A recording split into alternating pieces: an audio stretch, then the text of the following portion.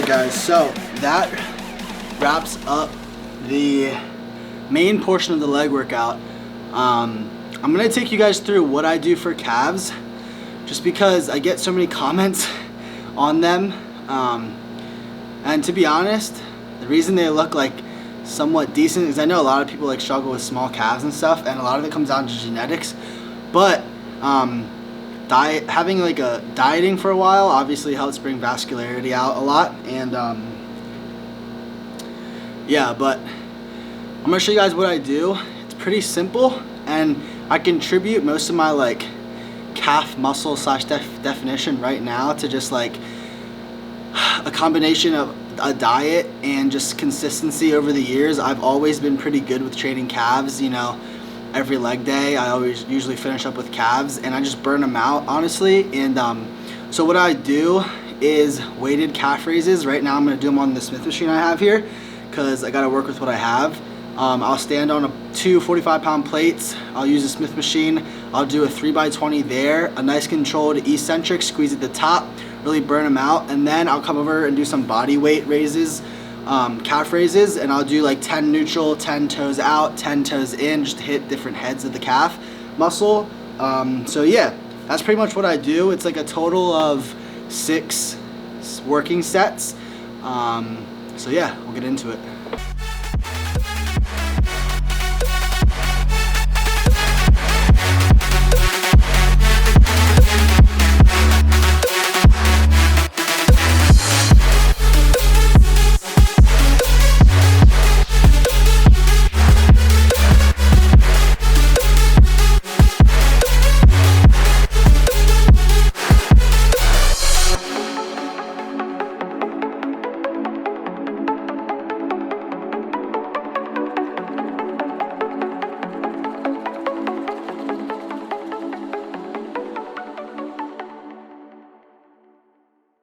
Before we get into the meat and potatoes, and probably the reason you clicked on this video, I want to do a quick shout out to Heal-A-Mix. They reached out to me, wanted to partner with me, and sent me some stuff, and honestly was skeptical at first. I'll be completely transparent with you guys, but these shaker balls are really dope. Actually, you don't need a mixing ball. Shake them up. You can do some like protein, like little protein smoothies and stuff. I've mixed peanut butter and milk in this just to try it, and just because of the design of it, it's like backed by physics, so the literal design of it helps with mixing and stuff. It's super convenient and stuff. If you guys want to support me, you can use code Haynes, get yourself 20% off. But anyway, let's dive in to the meat and potatoes of why you probably clicked on the video of how I went to this in 12 weeks or 3 months. I'm gonna keep it short and simple because that was my approach to when I was dieting. So I started off at 176 to 177 pounds body weight, coming off of a dirty bulk. Looking back, I'm not gonna take that approach again, just because, as you guys can see, I did pile on a decent amount of fat.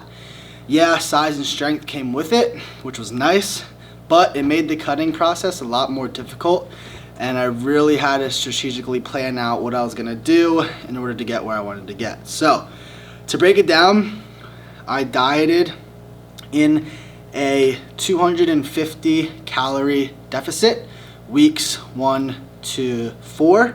I did 0 cardio for those weeks. Moving on from week 4 to 8, I implemented cardio 2 to 3 times a week. They were typically on Monday, Wednesdays, and Fridays.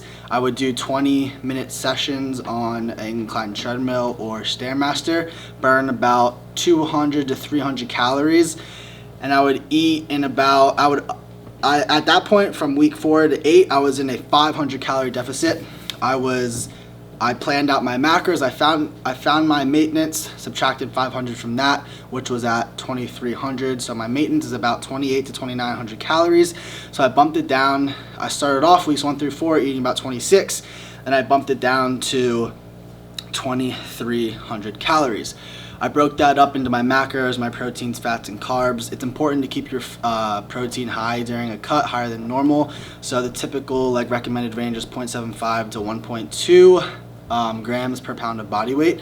So if you're cutting, it's important to keep that high. So I would go anywhere with 1 to 1.2 grams per pound of body weight for protein, and then you can fill in your carbs and fat as you go. Obviously, as you want to lean out more, you might have to drop your carbs, you might have to manipulate your macros, that kind of thing. For me, I never did that because I didn't really want to decrease my calories, because a lot of biological processes need nutrients, calories, water, stuff that you're restricting.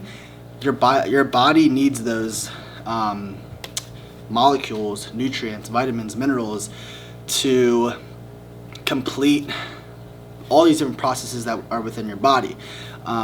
Sorry, I'm a biology major, I have to refer to those kind of things. But what I did, instead of restricting calories, I just increased my cardio. So weeks 8 to 12, I was doing cardio 4 to 6 times a week.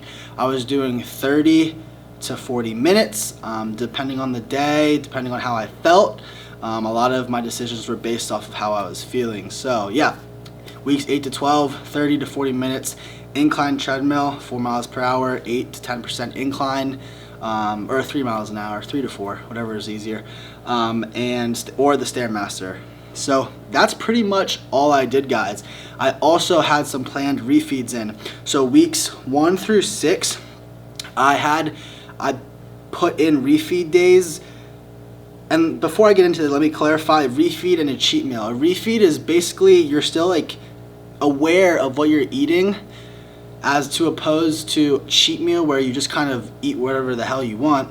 Refeeds are designed cheat meals so that you can still hit your macros, but you may be decreasing protein and increasing your carb content. So I had planned refeeds weeks 1 through 6, and or not planned. I had weeks 1 through 6. I had refeeds when I felt that I needed them, where I was like, dang, like I'm suffering, like this is getting tough, I need a refeed. It's gonna help with your psychological as well, just the way you mentally feel about food and that kind of thing. After week 6, I was having a refeed once every week, typically on the weekend, just because that's where I tend to slack personally. So I would throw in a refeed Saturday or Sunday. I would decrease my protein, increase my carb content. Coming into the next day, I would feel full, replenished, glycogen stores filled, and it would feel good, ready to attack the next few days. So that was pretty much my plan, guys. 250 calorie deficit for the first few weeks, increased calorie restriction up to 500, but no more than 500 as the weeks went on. I increased cardio from 2 sessions to up to 6 times a week, from anywhere from 20 minutes to 40 minutes. I was doing 2 20-minute sessions for some of the weeks.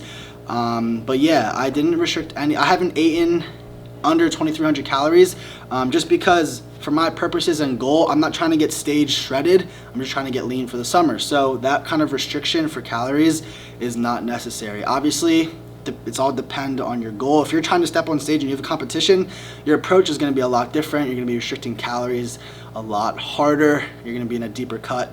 But for my sake and my purpose, this is what I felt comfortable doing. So yeah, that is how I lost a total of about 12 pounds. I woke up this morning, new low weigh-in of 165. So yeah, that is what, 11 to 12 pounds in 12 weeks. So I'm right on track.